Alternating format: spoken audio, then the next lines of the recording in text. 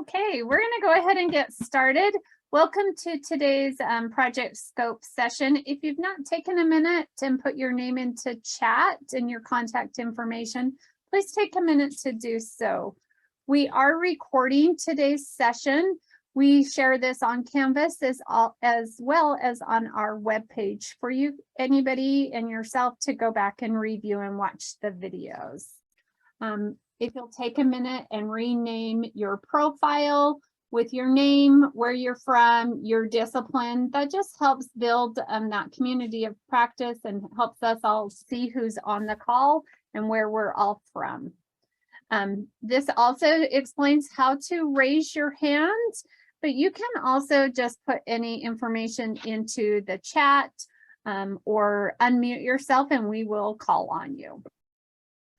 We are talking about sensitive information during these sessions, so please remember to avoid using any first, middle, last names, identifiers, places where we would know who these people are that you're talking about. If you have any questions, please reach out to one of our hub members. We all have an asterisk in front of our name with that. We hopefully are having an interactive community of practice, getting to know each other, where we're from. So it's encouraged that we are talking amongst ourselves, talking during our breakout sessions, and then also knowing that case narratives are a great way to solidify any of our information. So if you ever have a case that you're just struggling with or want to find out some more information about from your colleagues, please consider sending in a case narrative. It's a great way to learn and share with others. The key components of an ECHO, if you've never been on one, is that really building that community of practice. So sharing our knowledge with others, learning from each other. We do always have a didactic speaker, and then we'll do a case presentation and feedback. So in order to get a certificate of attendance, we do ask that you fill out the survey evaluation that will get sent out after today's session. Those surveys also help us keep these sessions free and help our grants to be able to show that we are making a difference in the early intervention world. So thank you to all who have always completed those surveys, and just a shout out again to encourage you to fill those out, not only for your certificate of attendance, but just a way to know how we are doing on those. They do come from REDCap. REDCap sometimes goes to your spam or junk mail, so always check those folders.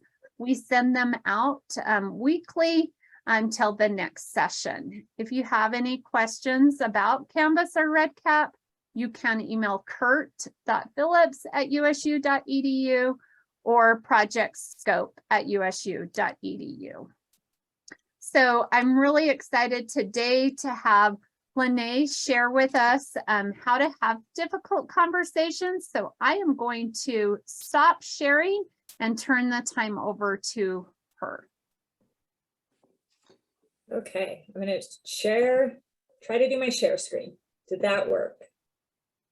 Not yet. Okay, hang on just a second. It's not, okay, it's not showing me, sorry, we practiced and then it's not showing me what, it's locked me out of the screen. Hang on just a second.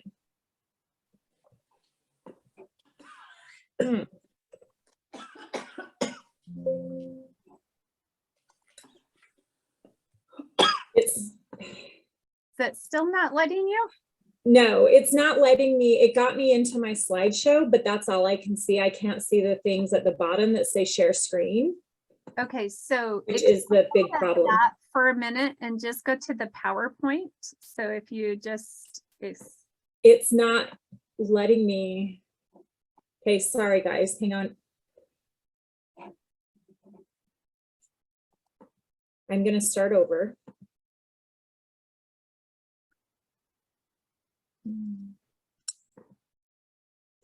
I knew this was going to be the hardest part. It always is, It right? always It always is. And okay. Darn it. Now, can you see? You still can't see it, right? No, it's not showing I mean, there, now it's looking like you are sharing it. Yeah. Now go to your PowerPoint. Yeah. And now do from the slideshow from the beginning. Yeah. Okay, There we go. Sorry about that. that's all right. Okay. And part of it might be cut off, but I am, so I'm excited to be here. Thank you. I thought I would start with just a brief introduction. I put my picture and bio up here and wanted to give you just a little bit of background about myself. So I have an undergraduate degree. I've got one in psychology, one in interpersonal communication, and then I've got a master's degree in mental health, clinical mental health counseling. So I went back to school about 14 years ago. I've been doing this for 12 years since I finished school. And I put just a few things, places that I have experienced, but the bulk of my career has been working with adolescents and their families. And as I was preparing this, I kind of thought about the irony, because when I started school, the one thing I said I wouldn't do is work with substance use and addiction. And then very quickly, I realized that in mental health, that's everywhere. Sorry about the jets. I hope that they're not too bad. I might have to pause every so often. Anyways, but yeah, so I wasn't ever going to work with substance use. And even in what I have done with adolescents and in my private practice, I realized that it hits everyone's family, I would say. And I don't usually like to use all or nothing terms, but I feel like addiction, substance use is everywhere. It's really hard. It impacts families. And so a bit more of my history there and my background is I work a lot with people with trauma, which can also be a huge factor in substance use.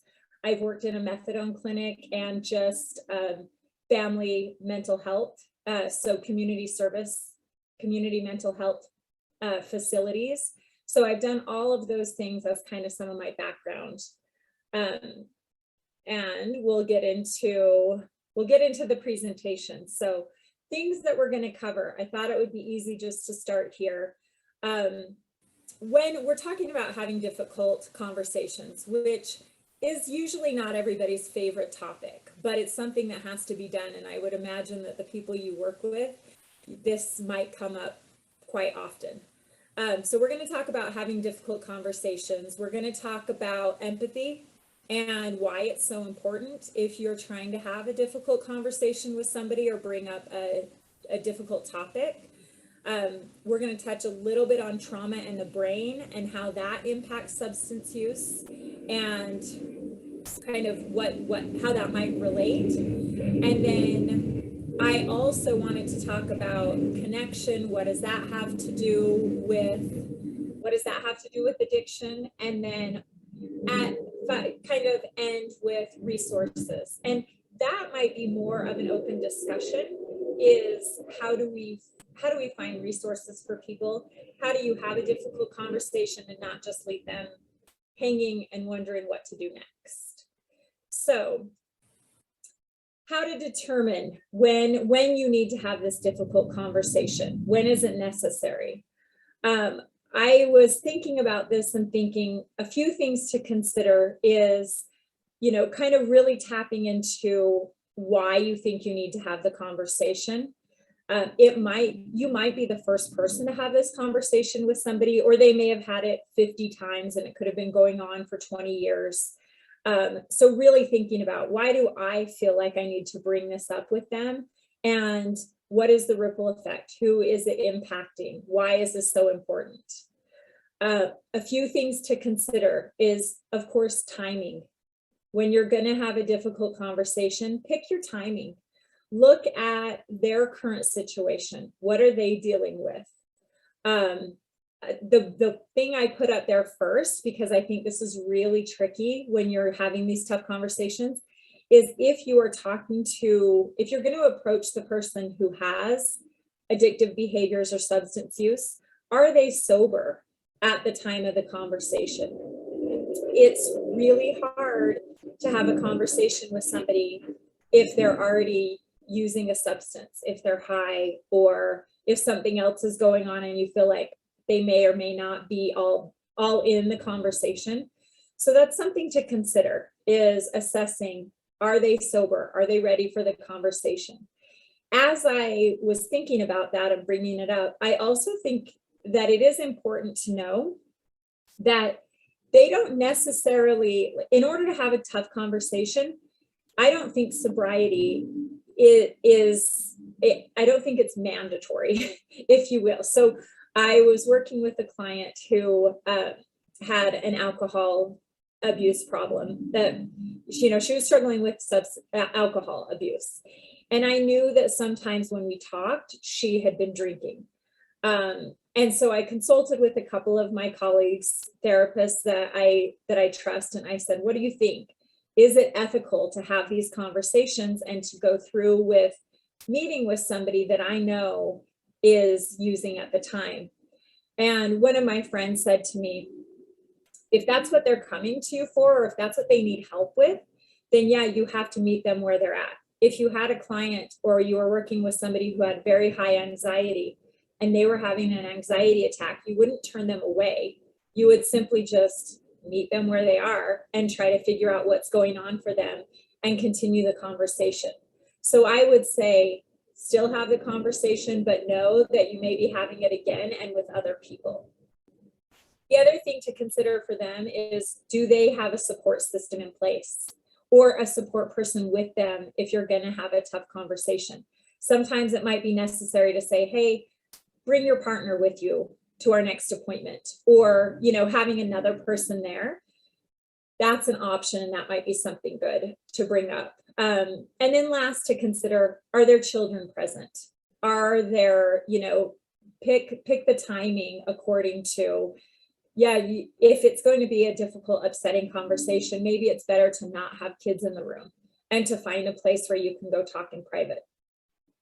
The next piece is assessing your current situation. So how are you feeling as a provider? Are you prepared to give them resources? Have you thought through the conversation? Is it something that, what are you going to do if they freak out or have a negative reaction and they don't respond well to the conversation? How do you stay regulated in those moments? That's kind of bringing us to the next slide, which is, if you're having a difficult conversation, first and foremost, get yourself regulated. I know it can be emotional, and sometimes I think every provider, anyone having a tough conversation, we're going to have feelings about it. We're going to have our own stuff going on, which could very easily be related to our own, trauma history, our experience, our past. So how do you leave that at the door and go in and approach this in a calm manner and in a confident and direct manner? So I think those are the two most important things when you're choosing your timing. How do you get yourself regulated and stay calm? And how do you do this in just a direct manner, so that I think that can build the confidence of the person you're talking to and help them not to feel like, oh, they don't even know, they're unsure about what is going on too. They're not even confident in it. So it's even more awkward and difficult. Most people, if they're struggling with a substance, there's a lot of shame, guilt, feelings that are going on there. We don't want to add to that. So we want to make sure that they know, nope, we're just here as a support. We want to have this conversation. We're not scared of it. So we're going to be doing this. The other thing to keep in mind is figuring out how you can let go of the outcome, which sounds you know, it is difficult for people, and it's really hard when you care about the situation, you care about the people, especially if there's families, kids involved. That can be really hard. But not being tied to one outcome is essential when you're doing this kind of conversation. So I put in there that recovery can look like a million different things. It can be very different for people. There isn't just, you know, I think back in the day, it was people need to go to rehab, they have to be 100% sober, they can never touch anything, and that's what we're doing. Research and a lot of things have shown that that's not necessarily the only way. Again, you have to meet your patients and the people you're talking with, you have to meet them where they are. And maybe they're just willing to cut down. Maybe they aren't willing to do anything yet. So just knowing that I'm going to have the conversation and I don't know what the outcome is going to be because I don't have any control over that. What I have control over is how I manage my side of the conversation.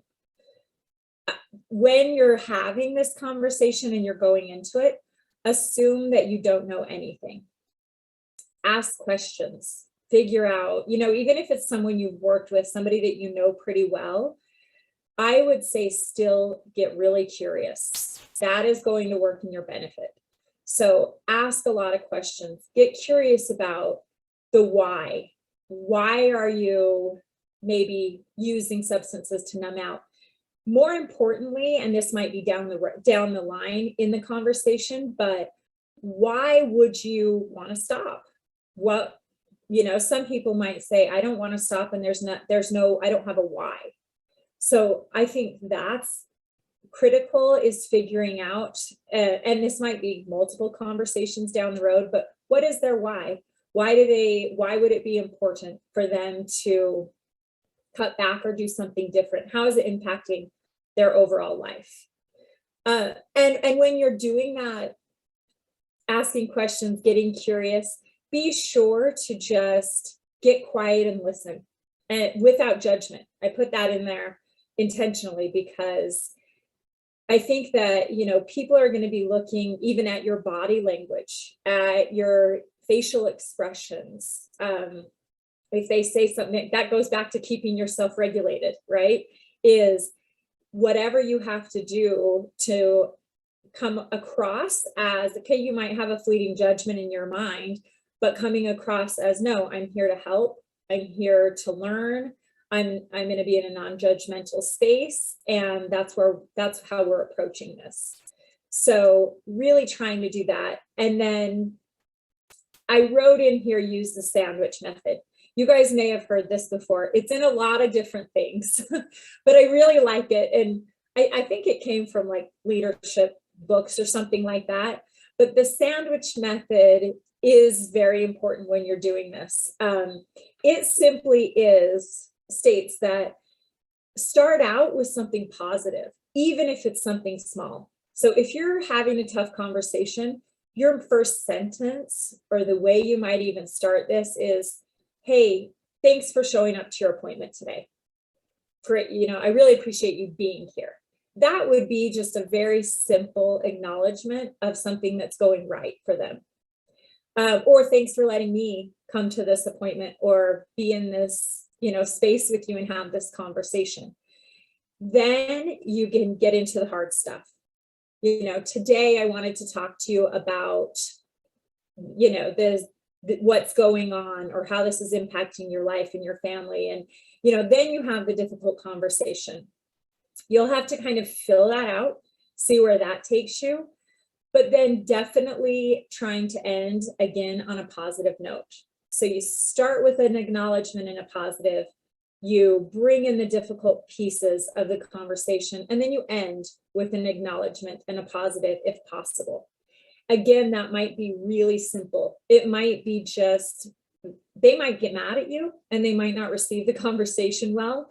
And the acknowledgement might just be, I know this was tough for you, and thanks for letting me say this anyways. I appreciate you letting me talk, or, letting me be here. Whatever it is, it can be very simple. Okay, the next piece, and you guys may have all seen this, but I love it. I couldn't talk about this topic without talking a lot about empathy and how critical it is when you're having a tough conversation. And I think that's across the board with any difficult conversation, is how do you use empathy to, you know, to talk to them about things, to get your point across if you need to. I think that this is a critical piece. So I want to just show this video and then we'll keep going. So hopefully, even if you've seen it, I've seen it 100 times, I still think it's a good reminder. So hopefully this will play.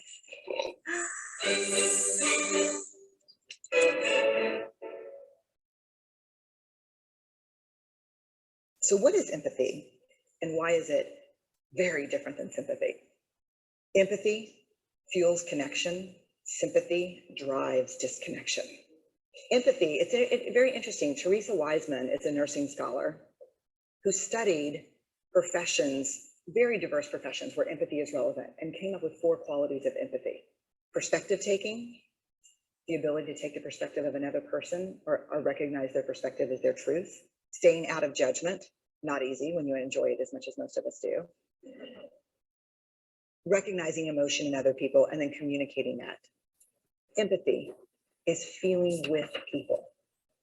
And to me, I always think of empathy as this kind of sacred space when someone's kind of in a deep hole and they shout out from the bottom and they say, I'm stuck, it's dark, I'm overwhelmed. And then we look and we say, hey, climb down. I know what it's like down here and you're not alone. Sympathy is, ooh, it's bad, no, you want a sandwich? Empathy is a choice, and it's a vulnerable choice, because in order to connect with you, I have to connect with something in myself that knows that feeling. Rarely, if ever, does an empathic response begin with at least. Yeah. And we do it all the time, because you know what? Someone just shared something with us that's incredibly painful, and we're trying to silver lining it. I don't think that's a verb, but I'm using it as one. We're trying to put the silver lining around it. So I had a miscarriage. At least you know you can get pregnant. I think my marriage is falling apart. At least you have a marriage. John's getting kicked out of school. At least Sarah is an A student. But one of the things we do sometimes in the face of very difficult conversations is we try to make things better. If I share something with you that's very difficult, I'd rather you say, I don't even know what to say right now. I'm just so glad you told me. Because the truth is, rarely can a response make something better. What makes something better is connection.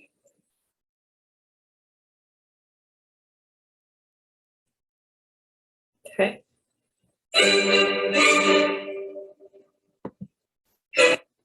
Okay. So if you haven't seen that, hopefully you liked it. I think it's a good one. And I do think it's really tricky to figure out the difference between empathy and sympathy. So I wanted to review a little bit on what she said about empathy. What are the 4 elements? The first one is perspective taking. I think trying to put yourself in their shoes. Everybody has a different perspective. No matter what you're doing, you can be in the same room having supposedly the same experience, and your perspective is going to be way different than mine. And there are a lot of things that go into that, which is our history, where we're feeling in the moment, you know, like, yeah, I might be, maybe I'm hungry and tired, so I'm not really paying attention. And so I'm going to have a different perspective. Maybe I'm thinking about a specific family, so that's where my perspective is going to be.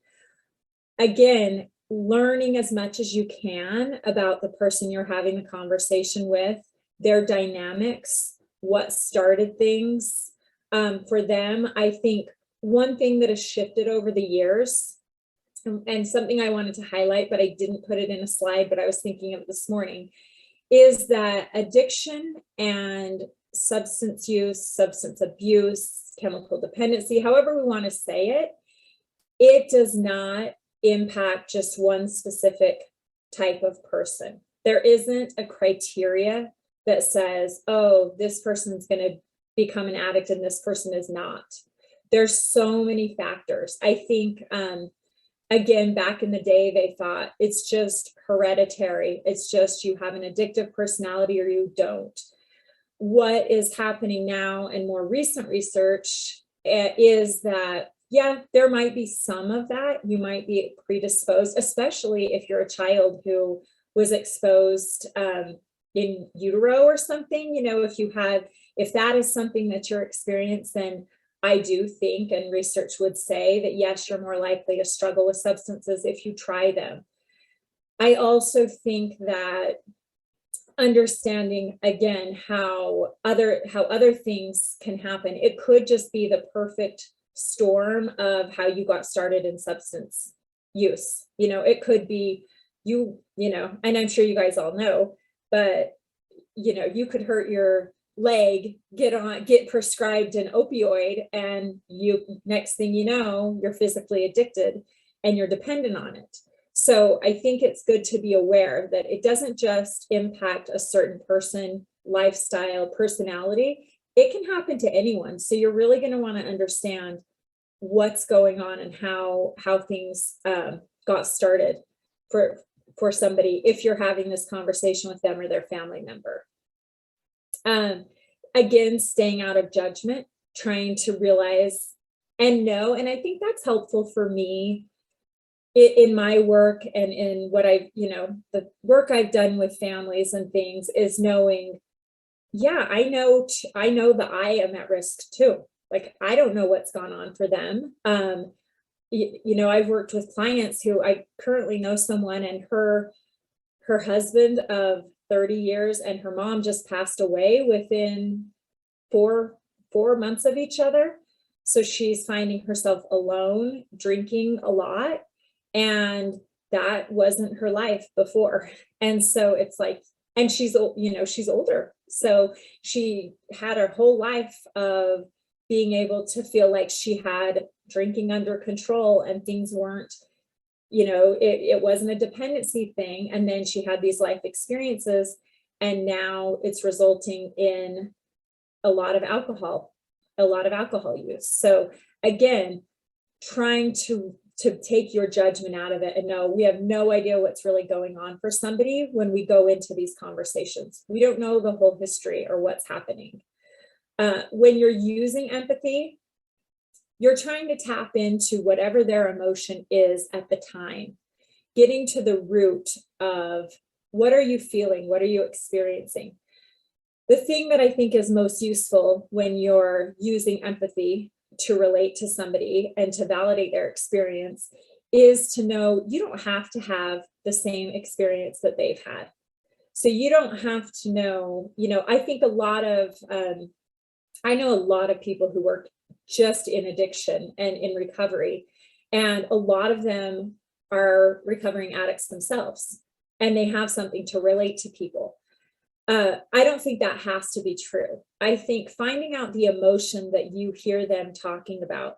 So maybe they're frustrated and maybe they're even mad at you, but what's really going on is they're sad and lonely. Like the example I just gave of the lady that lost her husband and her mom. She's really, it's a lot of loneliness. It's a lot of sadness. I've been sad and lonely before, so I can tap into that. And that's where you communicate it with the other person. So, hey, it sounds like, getting to the root of the problem, but saying it sounds like what you're really feeling is lonely right now. What it sounds like you're feeling sad. And maybe that's where, just a simple statement couldn't help them to let them know that you're connected with them, that you understand that they're having emotions. You can relate to that. So you can even say, it sucks to be alone. It sucks to feel alone. And that's really, that makes me sad too, when I feel like I don't have people around me, or when I feel like I just want to numb out and zone out for a time. So I can relate to that because, you know, it sounds like you're just really sad. So trying to figure that out and getting in that feeling with them. And they might even tell you, and I do want to bring this up because I think as a therapist, I try to figure out what people are feeling, and sometimes I'm totally off base, and that's okay. Sometimes I'll say, well, it seems like you're actually sad, and they'll say, no, I'm not sad, I'm this. Like, you know, it might be anger, it might be anxious, it might be something totally different. Okay, it's not my feeling, I was wrong. And I would just own that and say, yeah, I was off base, and thank you for clarifying that. I guess, you know, that helps me to understand more of where you're coming from. So I think that can also be part of the conversation. So I wanted to put a little something in here about trauma and the impact on substance use, because I do think, again, trauma, we can define trauma. I've worked a lot with trauma. I don't know if anyone is familiar with EMDR or brain spotting. Those are a couple of techniques that you can use that work with the very short version. They work with the hemispheres of the brain and where trauma is stored in the brain. And it kind of is a way to fast track getting to that trauma and working through it. So I have training in brain spotting. But it is also through that training and my experience working with people with trauma is that I know now that trauma is everywhere. I don't know that everyone has had what a classic definition of trauma, but I did want to point out that trauma is, so I wrote the definition here, deeply distressing or disturbing experience that it can be emotional or physical. With trauma, we've got, and I'll just briefly talk about it, but we've got big T traumas and little t traumas. Big T traumas are the ones that we all think about when somebody says they have PTSD or they have trauma. This is something that is a reaction to a life-threatening event, either real or perceived.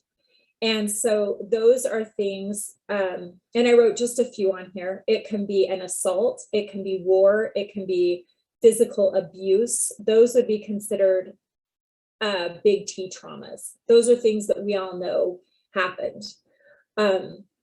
Little T traumas are a little bit, they're harder to identify.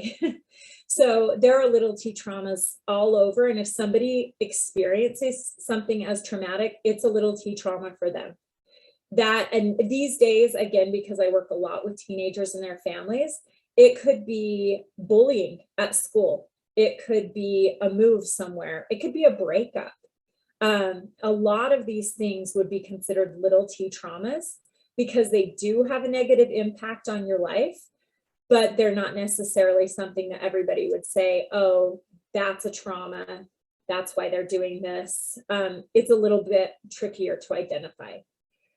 So when we're talking about trauma, I'm not going to talk too much about the brain, but I did want to bring up a little bit because I do think it has a direct impact on how people cope. And it definitely has an impact on substance use and how your brain is going to respond. So a couple of things to know, and you probably already know this, all of you, but the brain isn't fully developed until we're between 24 to 27. So anything that happens before then, and especially if it's traumatic, is going to rewire our brain to do things in a different way, to respond according to how we have to survive a trauma. And that's going to rewire our brain. And so when I was doing some research and thinking about this, trauma impacts 3 parts of the brain. The biggest, so we've got, again, just really briefly, the amygdala, that controls your emotions, that controls fear. That's something that we would attach to, you know, for example, if you got attacked by a dog, and that was traumatic for you, then every time a dog approaches you, barks loud, you're going to have a physical response to that. The next thing is the hippocampus, which is where it impacts learning and memory. So the reason I bring that up with trauma is because trauma is rewiring our memories, and that is going to impact everything we do moving forward.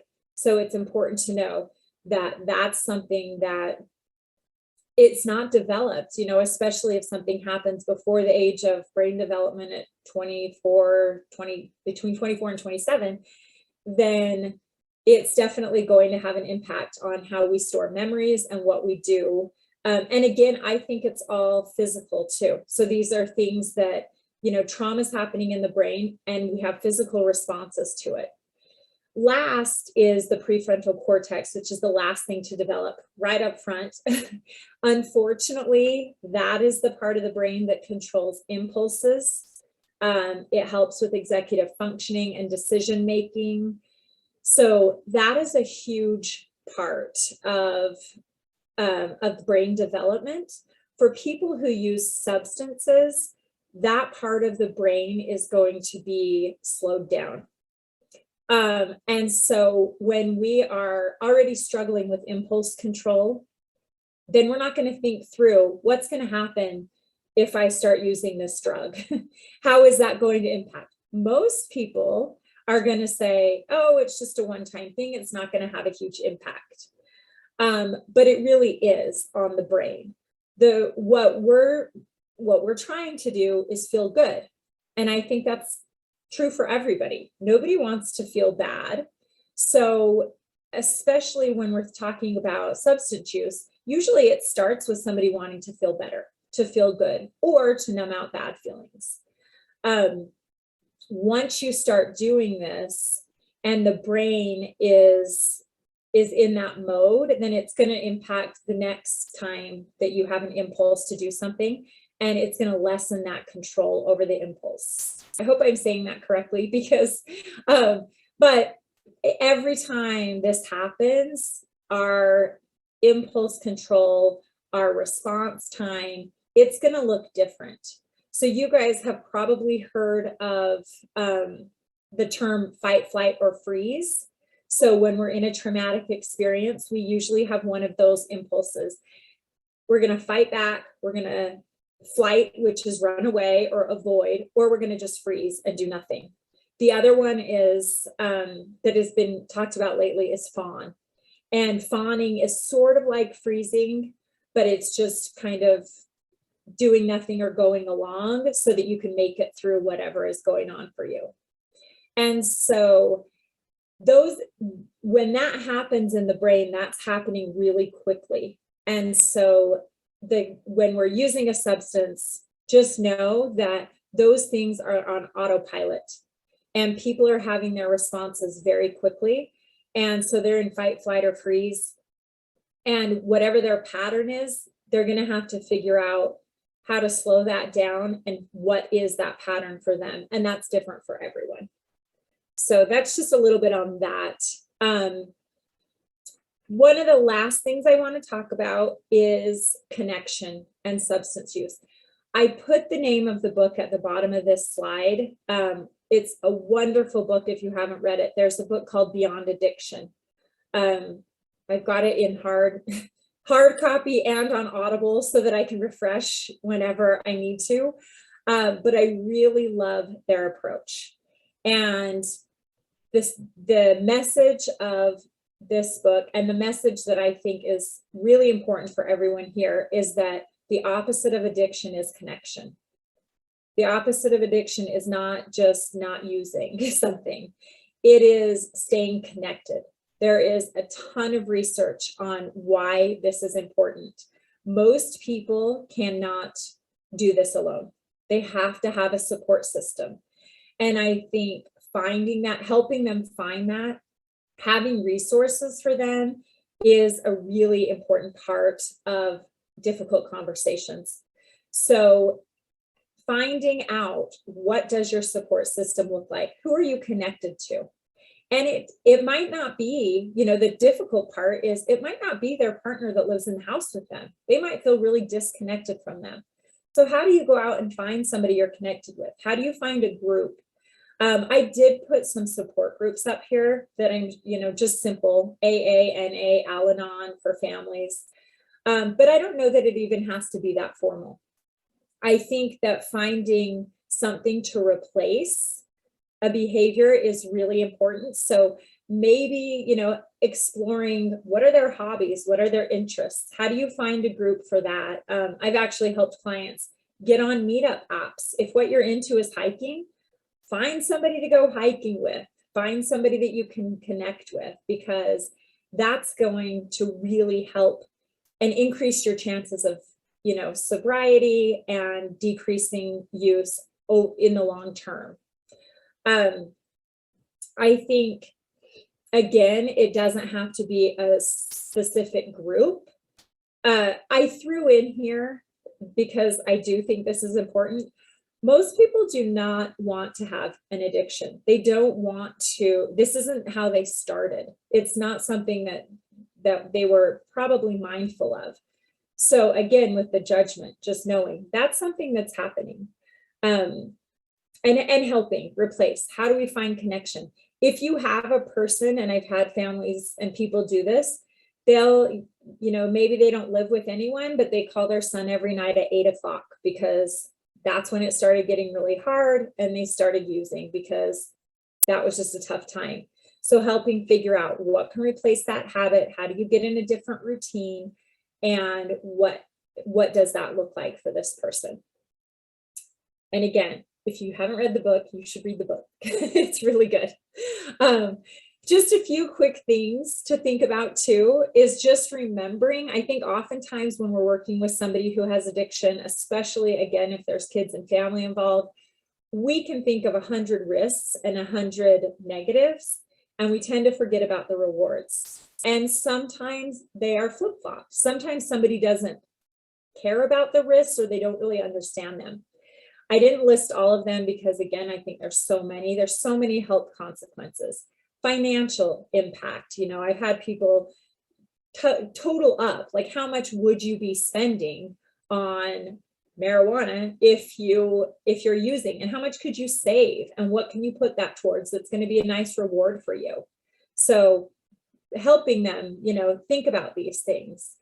Some of the rewards, of course, avoidance, numbing out, or feeling something. Some people use because they want to have feelings, and maybe they're doing something else because they're feeling like this is the only thing that helps me connect with other people and makes me feel alive. Social piece is huge. A lot of people, that's what their social circle does. And so it's really hard to get out of that. How do you find a new social circle? And the last one I wrote on there is, of course, if you're physically addicted, you're going to want to reduce your physical cravings and symptoms, and that might become priority for you. So exploring those when you're having these conversations. And that is all I have. Hopefully it was okay on timing, and I am happy to answer any questions. I'll stop sharing my screen. But I'm happy to answer questions or hear feedback, whatever you guys have.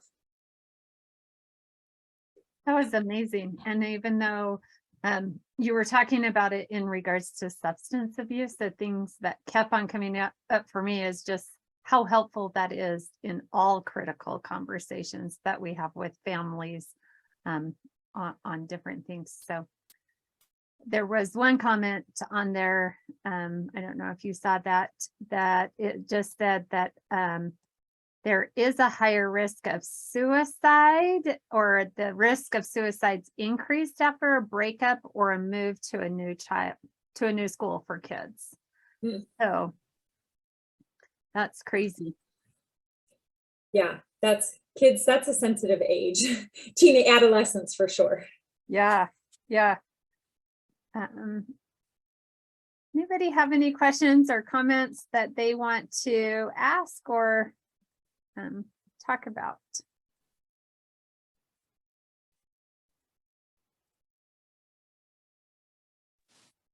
I had a question about, so I work with young children, but they experience trauma too, and their parents experience trauma. So what does the research show about increase for addiction risk later in life for kids who experience early trauma in life? I think they are more likely to, again, if they start using, sometimes it's that perfect storm of they might have early childhood, very traumatic things, but they never got in a group that used drugs and they got really into drama. I mean, you just never know. So I do think they are at higher risk. And I don't know if you're familiar with, there is something called ACEs, Adverse Childhood Experiences. The more ACEs, like the higher your score is on the ACEs, yet the higher your likelihood of having serious mental health issues and substance use go up. So I do think that and I know that that's true for sure.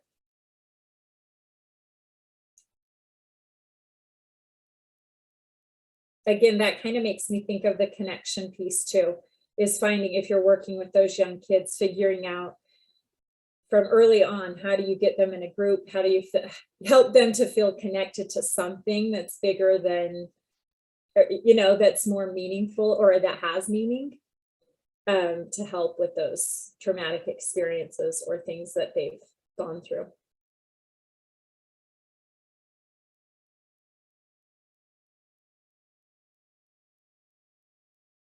And if you have any questions or comments, you can put them in the chat or just unmute yourself. This one is saying, can you show that last slide again with your contact information or put your email in the chat? I'll put it in the chat now. Yeah.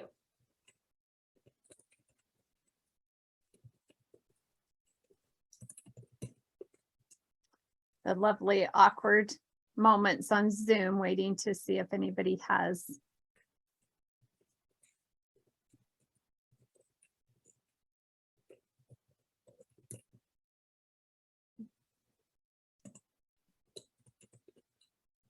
I have a question. Okay. I was wondering, Lanae, if you use EMDR in your clinical practice, or you spoke of another one that I wasn't familiar with, and could you tell us how you would use it, how you would decide to, and then what the process is like? Sure. So I am not EMDR certified. So I do not use EMDR, but I have done EMDR, and so I know what it's like. It's a very structured way of doing it. It's a very structured process. Brain spotting is a branch off of EMDR, and in a very simplified way, it works with the visual field and it works with both visual and audio. I like to use the audio as well, but we all have traumas and even anxiety, depression. They're stored in different areas of the brain, and those are tied to our visual field. So this sounds a little weird, but it is. So I'm going to use this as an example. I use a pointer and actually try to find where the person's holding a memory in their visual field. So it's less scripted. The client can say words or doesn't even have to talk, and we can do this process. But I try to find the area in the brain where I think that it is stored, and we actually bring up whatever it is that they're struggling with and then try to reprocess that so it's stored in a different way. So you would have less feelings about it over time as you're working on replacing that memory and where it is stored in your brain. So it's typically not, it kind of depends on what you're working on. It could be a one-time thing. And I've actually done it before on like a one-time event that was traumatic to me. And I did it once, and I can't even tell you exactly how it works, but after an hour, maybe even 45 minutes, my physical response to thinking about that memory was decreased significantly. So that's kind of how brain spotting is, and I can do that. I don't do it unless somebody is really ready to confront the trauma or whatever it is they're experiencing, because it can open a floodgate that can feel unsafe for a client.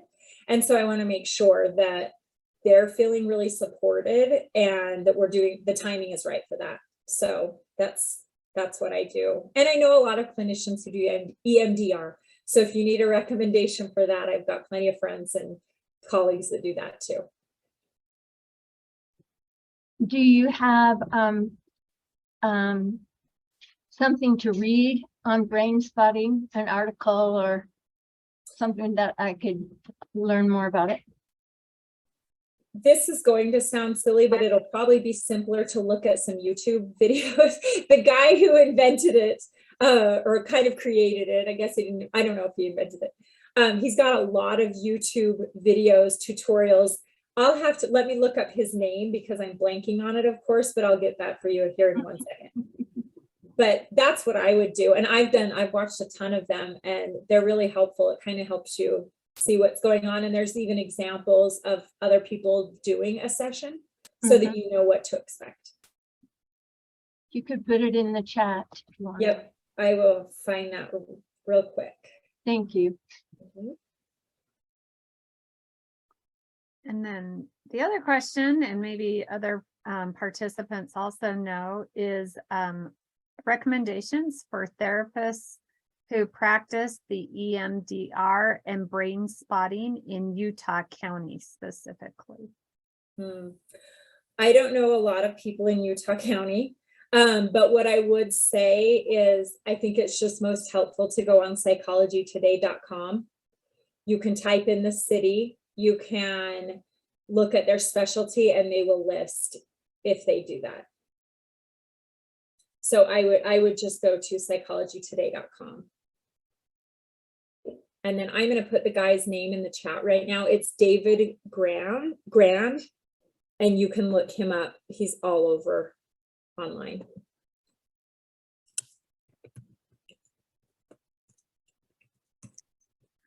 Okay, well, if no one has any other questions or comments they want to share or discuss with Lanae, we're going to let her jump off, and I'm going to turn the time over to Amal, who is going to go over our case presentation and share with us today.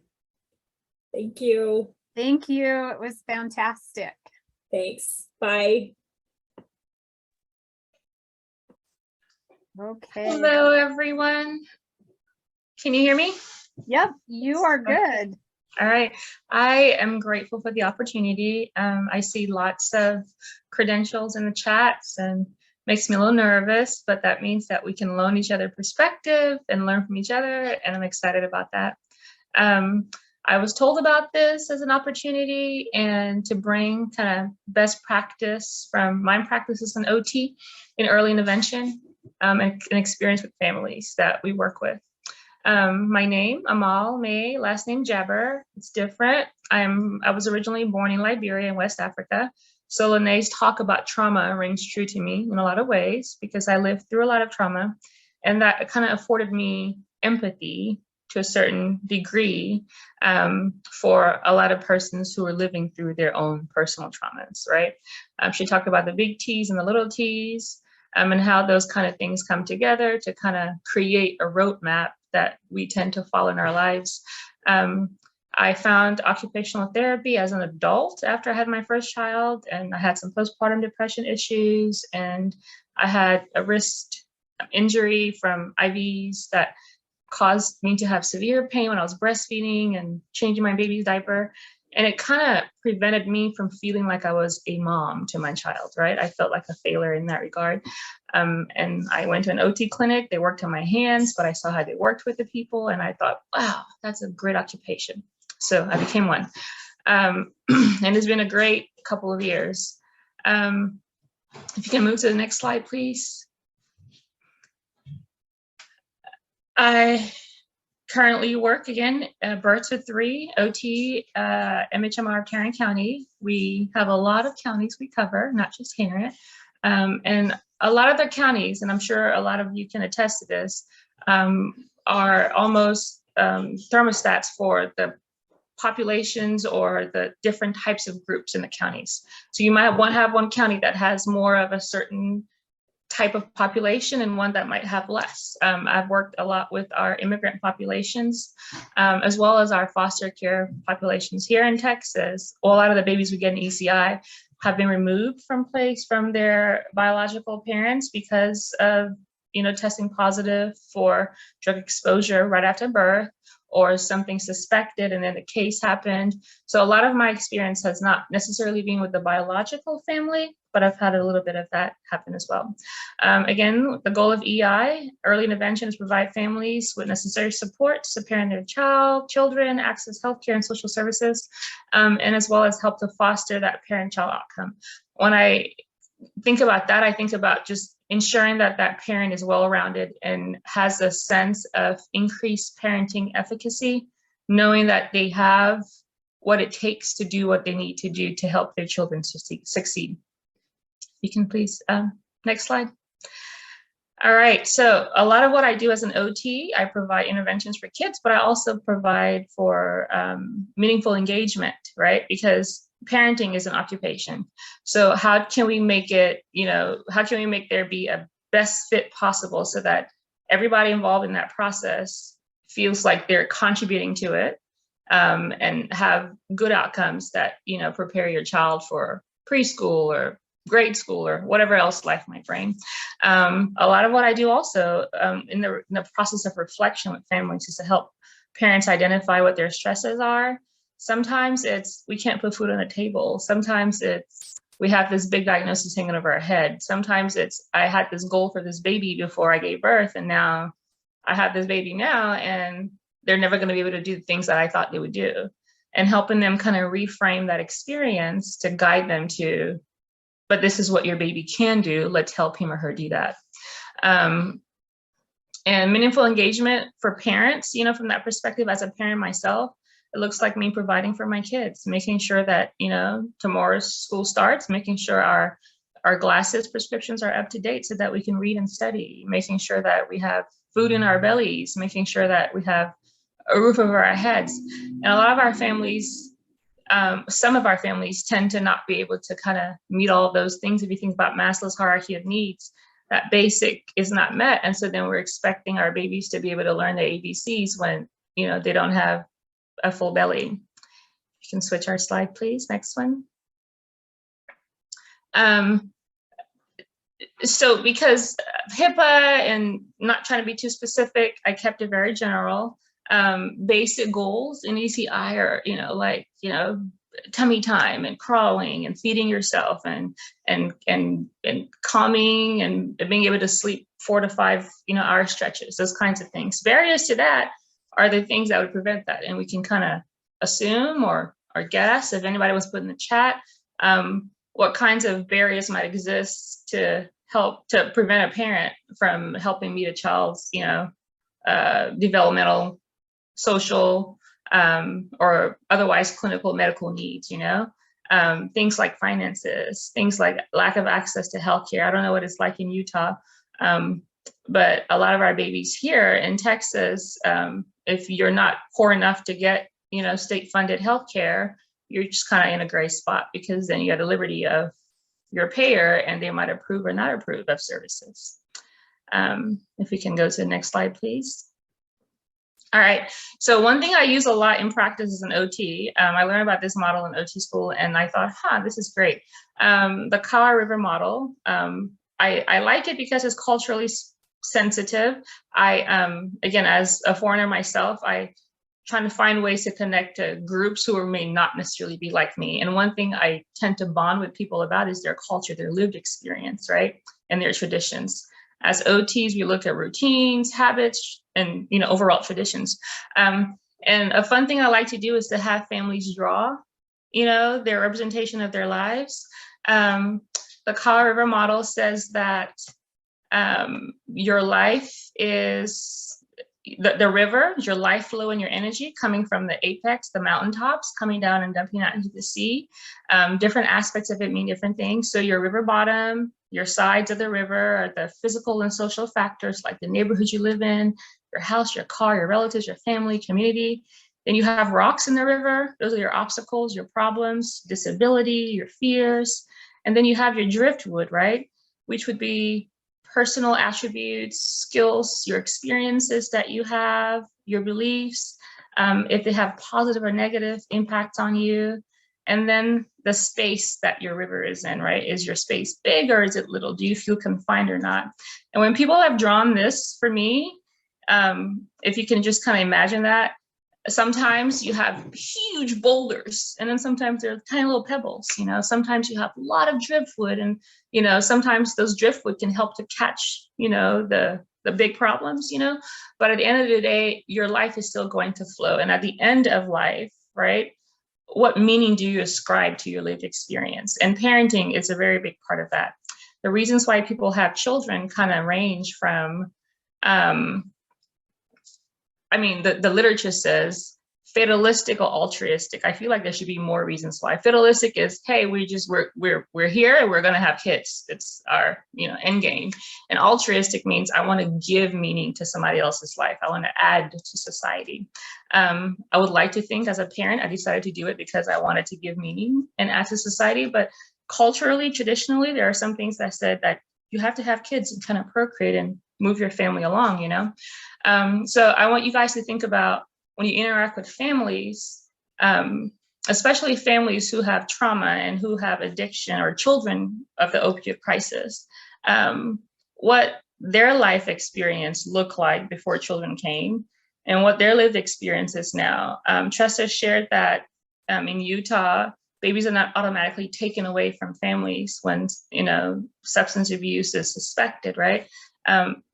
That's not something we afford families here in Texas, right? So we're in some regard protecting babies, yes, but we're also adding a layer of trauma that impedes or impacts that parental bonding process. If you'd like to draw the Colorado River model, there are examples online, or you can do it by yourself. I like to make mine pretty, and sometimes it changes, right? It might never quite look the same. If you'll please change slide, please, and I'll take a drink of water. Okay. In this regard, I would like for us to talk about kind of ways to frame our perspective, right? When I walk into a home, and I don't know how many OTs or how many professionals feel this, you know, you walk in and you kind of walk in with your own biases, right? You don't necessarily check it at the door. You want to make sure you're safe, you're in home health. You want to make sure that, you know, your surroundings are acceptable to you. You walk in the door and do you notice those things that say, oh, culturally, I need to adhere. If I walk into a Vietnamese family's home, I know to take my shoes off at the door because I need to be respectful of them, right? I walked into a home one time and or knocked on the door and it was enter for spells, and they ascribed to a different religious belief than I did. And I had to kind of check myself at the door and say, okay, what about my experiences is going to keep me from engaging with this family to create the best outcomes for their children, right? And so I implore you as professionals to think about your biases, implicit or explicit, and how those kind of dictate or guide you in your relationship with people and others that you serve. Because at the end of the day, collaboration happens in an open space with no restriction, right?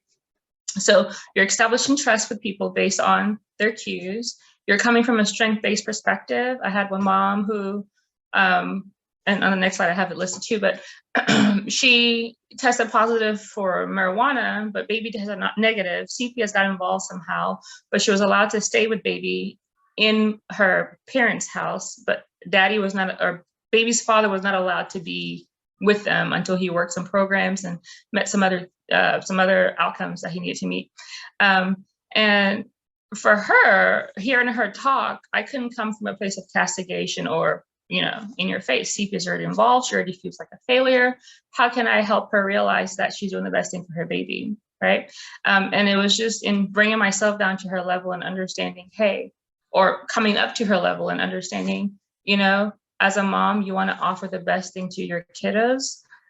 Your reasons for what happened are your reasons for the past. Now here you are engaging in ECI to make sure that your baby can meet all of their milestones. Baby did have some other comorbidities, but you know, she had her traumas that she was dealing with, and she needed that connection before she could be the best possible parent for her baby, and she was getting the help. Again, strength-based perspective, be culturally sensitive, allow for meaningful reflection.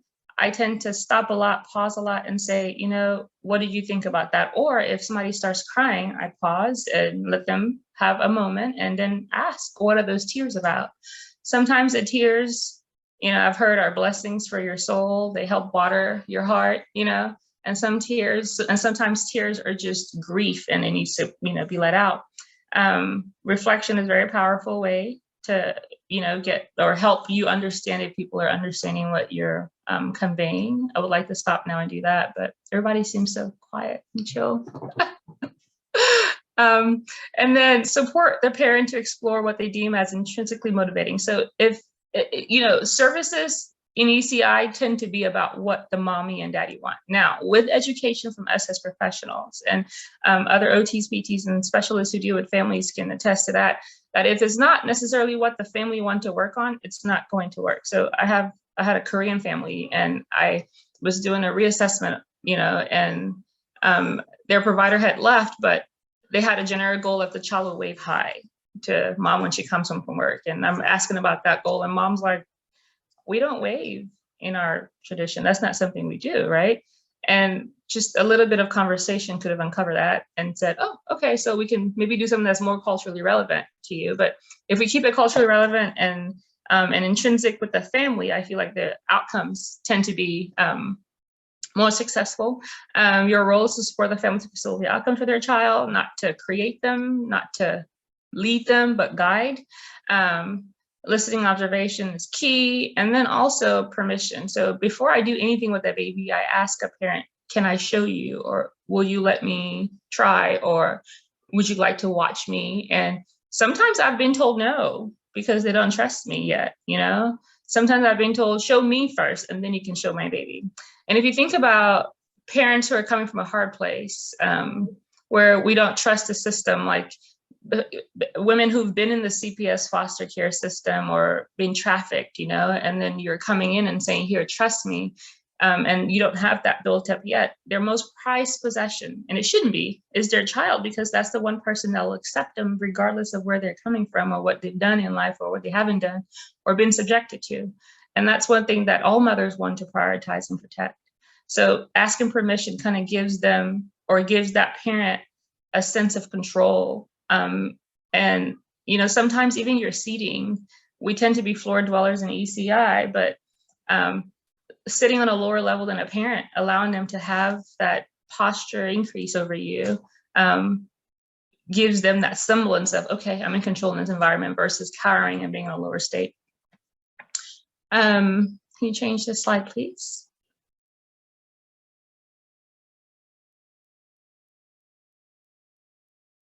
Next slide. Yep, perfect.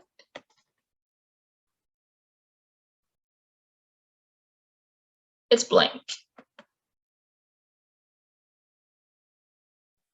All right, cool.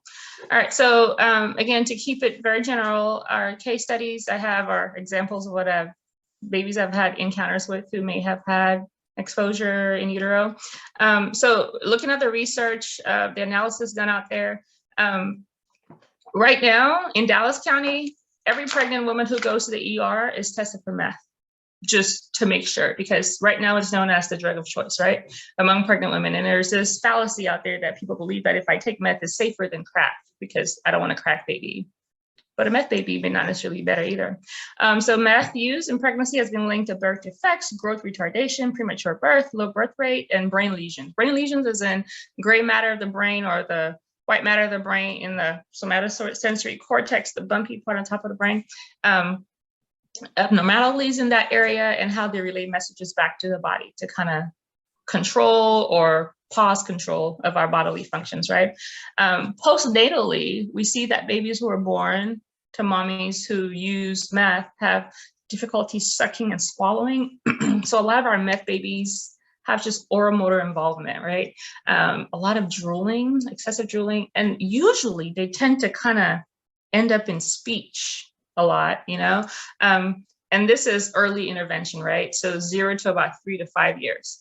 There was a research article I read last night that said something about by 7 to 9, it's kind of normalized. And I feel like that might be a testament to the environmental aspect, right? So a baby who's supported through the early stages and all of that good stuff, who has resilience factors that are built, who has a loving, caring family, we see that they tend to kind of stabilize over time, but we know early is also best. So early intervention would be key in that situation. So postnatally, they have difficulty sucking, swallowing. They're very hypersensitive to touch, extreme muscle tension a lot of the time, and respiratory issues. So you have stiff babies, or they're babies that just would not bring their arms down, or their arms are like back here, and so their chest is always out. A lot of them tend to have reflux as well.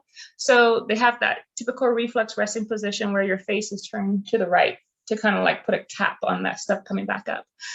So with reflux, it's difficult to do tummy time. So then as an OT, I'm looking at modifying that experience for the fictive kin, the foster, because I've never been with birth parent and a baby who's been exposed, but we're modifying that activity. We're modifying that parent's response. We're modifying the stressors of that parent. A lot of them have like a witching hour, I like to call it sometimes, where 4 o'clock every day, it's like they are just off, right? And then there's that time where everybody in the home is stressed. So imagine a foster family that took a baby from the NICU, and every day at 4 o'clock, they've realized this is our struggle. Like, how are we going to get through it?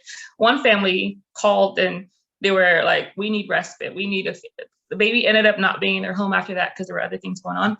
But I mean, it takes an entire village at this point for babies who are born addicted. Think about, I don't know if you guys are familiar with the thalidomide crisis that happened, where this drug was used to treat women and nausea, and babies were being born without their limbs, right? So with meth exposure, they found that based on the trimester that the meth is used, that baby's exposed to it because it crosses the placental barrier, it presents with different outcomes, right? So in the first trimester, the baby just kind of has signs of stress, but their bodies kind of mitigate that, and they tend to kind of learn how to self-regulate. By second trimester, if the parent is still using, baby comes out lethargic, just low arousal state, can't even get them to like have a good latch on that bottle, and you're just kind of there, gotta like almost like sternal rub to wake them up. And then in the third trimester, of course, the biggest problems, but poor quality of movement, physiological stress, and then you have those brain abnormalities. Boston's children did a study, imaging, baby exposed to, I don't know how they found a baby exposed to meth, crack, tobacco, and alcohol versus one who was a control. And that gray area of the brain was so thin. The white areas underneath it were like really bulbous and like full of fluid. And if we think about how our brain kind of controls movement, that entire motor cortex, right, that has to relay messages down to lower brain and down to our bodies. If all of that is just kind of miswired, what that does to a baby in that situation. The Prenatal Meth Project, it's another group that SHAMSA or SAMSH, I can never say the word right, but that they fund, found that meth use associated with significant decrease in cognition and language skills for children in early preschool. So that's something to think about. And then we have our, for children, there's some research that talks about from age 7 till about 13, 14 years old, where like pre-puberty kind of kicks in. We're looking at that onset of behavioral issues, right? And it makes me think that there need to be more studies about just what baseline is. You know how some persons who have Down syndrome, that's their baseline, but then they have things like OCD as well, or dyslexia as well. So they're almost, with the epidemic going on right now, I feel like a lot of, in the next couple of years, there might be more research that needs to show, okay, this is what baseline exposed to certain things in utero look like. And this is what, in addition to that, comorbidities could happen and all thereby impair kind of overall function, right?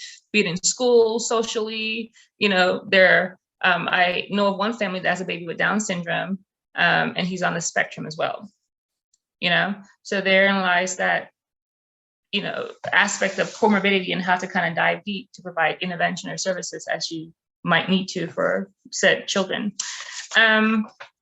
So things that I tend to kind of like share with families, here in Texas, we use the coaching model, right? Or in MHMR of Tarrant County, where we have the one provider, and then we have the group of people on the back end who can provide help if you need it, you come back. Really, it sounds like it's good for cross training, so we all know what to look for. So if I have a baby with meth who has severe reflux, I might get a PT out there as an OT, or I might get a nutritionist, dietitian, because maybe they might need to be on a different kind of formula. Maybe we might need to advocate for treatment for that reflux so that baby can, you know, even though they might be gaining weight, you know, so that baby can go ahead and settle and be able to kind of have comfort in their daily routines.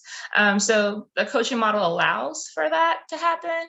However, sometimes some babies just need to have all hands on deck, including like a mental health expert, right? Which we have a couple in our program who can provide support, especially to our babies who are in the foster care system. They're automatically added to our evaluations that way. Or if I go into a home and I suspect, and as an OT, my mental health training is there, I feel like it's pretty good, but I might need some support, I can pull somebody in and say, hey, this might be what's going on. I've had families where I'm like, okay, we need to hook you up to like a counseling service or something like that so that you can handle you. Again, as a mom who's lived through some postpartum stuff, you can almost kind of see it, you know, with that reduced interaction and bonding with their children. So, you know, the one baby with the mom and the son who was allowed to stay in her parents' house, that those outcomes look great. He met milestones, and I think they discharged by 2.5 because they had that support from grandparents, and she had a really, really good handle on what needed to happen and how she would go about her day and process and things like that. I've had a couple in foster placement. One especially, I remember parents got in the middle of the night. I think they're working to adopt right now. However, she was just like, we would have our 45-minute to an hour-long session, and I swear she would throw up like 13 or 14 times and smile right after. But it's just, you know, and there was no records about what she was exposed to. And when I was like, this is a meth baby. And there were other things that came into play. And about 9 months later, we got her records, and for sure, you know, that's what we saw. Feeding was hard, you know. Didn't have any like tongue ties or lip ties or anything that would cause, you know, feeding dysfunction, but that's an experience that I had with that one. One lady who was a trafficking victim, baby was not born addicted to anything, but mom was using, right? And there was the risk of baby getting taken away, and she was just very volatile. But a lot of it came from a place of hurt, and just taking the time to just kind of talk to her and process with her through it, and getting her to see that, hey, I am not affiliated with those people who are here to take your baby. I am just here to make sure that you and baby are okay. Allowed for us to bond that way. And then fictive kin, sometimes I struggle with, I don't know why. I'm like, just be a foster parent or be the family. But then when there's a fictive kin aspect, it just kind of throws me off, because I'm like, how do I help you bond with the baby? Because you don't even know what you want to be called yet or not. I mean, they're doing great work with baby, but mom saw them as the enemy, so she didn't want to engage at all, and she ended up losing rights to child because she just never showed up to any visits. When she did show up, she would strip baby down, and you know, there were other things going on mentally with her, and she was self-medicating. But in that regard, that was one I had to say, well, I am not a licensed counselor. I can't do that with you, but baby's meeting outcomes. And those were the notes that got submitted to courts. And then the last one was the homeless couple in transitional housing. In Denton, there's a high incidence of homelessness, and lots of good services in the community to help target that. But when you have a baby in a homeless shelter, you know, and you have to leave the shelter every day and come back in the evening and walk all day, and right now it's like 90 degrees today, but yesterday and the last 2 months, 115, 116. It's hard. It's a hard life, you know?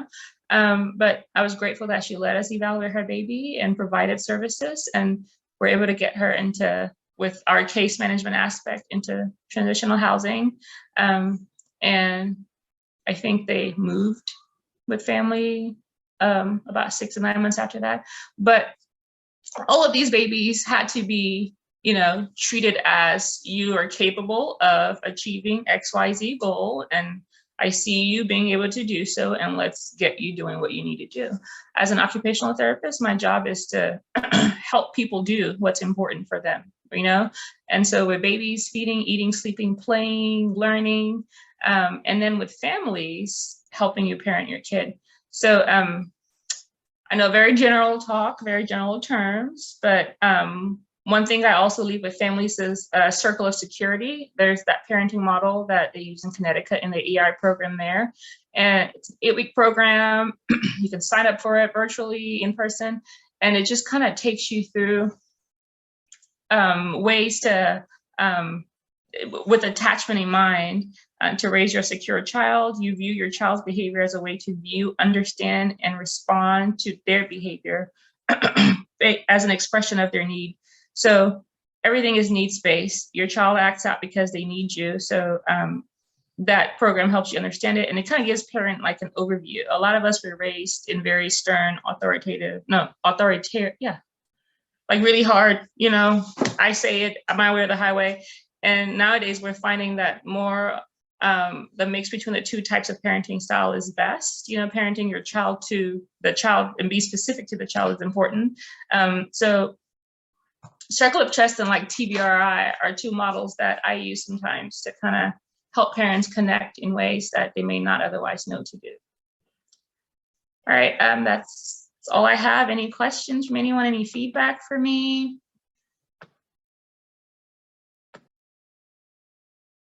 I'm going to pause and wait and see if anybody has anything. I do again. Okay, Robin. Could you repeat what you said, just your last sentence? Oh, you're on mute.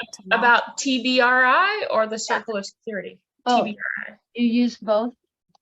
Yeah. So our program, our ECI program here uses TBRI and is trust-based relational intervention, right? For children from hard places. And it was created or developed by Karen Purvey at TCU. She passed away, bless her soul, from breast cancer a few years ago, but it's lingering. And it's about, you first need to build trust before you can have correction, right? And there's like a mini course, and then there's a 4-hour course, and then there's like a couple weeks long course. And a lot of babies who are in the foster care system, because Tarrant County, it's kind of sad statistic, in the last couple of years has had higher incidences of child mortality in the system, in their biological homes and in foster care, right? And there are certain times of the year where Cook Children's is like putting out, you know, notices, hey, please, if you don't want a parent, let us know, you know, that kind of thing. So United Way and a bunch of other charities in the area kind of got together, and I think they sponsor that research at TCU with TBRI, and it's in connecting with children from hard places, but just connecting with children, period. They don't have to be from hard places. As a mom, I have 2 sons, and it's hard sometimes, you know, and knowing when my engine is going too hard and knowing when I'm chill helps me parent them too. And then the circle of security parenting model, I think that one comes from like Europe somewhere. I'm not sure what country exactly, but they use it in Connecticut. And I've heard really good things about it. And I started using it myself, just a few of their tenets, you know, to say, this is a foundation that you need to build on before we can expect X, Y, and Z to happen. So on their website, it's basically they help you learn how to view your child's behavior as a way to see them, understand them, and respond to them and their outbursts or behavior as an expression of their need. Mm-hmm. So that's circle of security. And so like they have like 4 stages. You understand the child's emotional needs, support the child to learn how to manage their emotions, enhance and develop their self-esteem. And then you honor the child's intelligence and wisdom, because every child has a type of intelligence, right? So this program, TBRI, works for the little ones, but this one kind of, I see it works more with our older toddlers to like 5-ish, you know, kind of thing. and then older, of course. Mhm. Thank you. You're welcome. So we are at time. So as we leave, I just want everybody to take this next week until our next session to think about, how do we establish that trust with families? How do we pertain to their cultural sensitivity? And then how do we provide meaning reflection for them, especially in times when we are having challenging conversations? So that's kind of our takeaway and thought process as we move like that, thinking about it for this next week or two. How do we do those as providers? What are some of those things? Our next session will be on August 24th at noon. We are going to be having Kyla Clark from DCFS talk to us about that system. So hopefully we'll see you there. Everybody else, have a great rest of your day, and thank you so much for joining.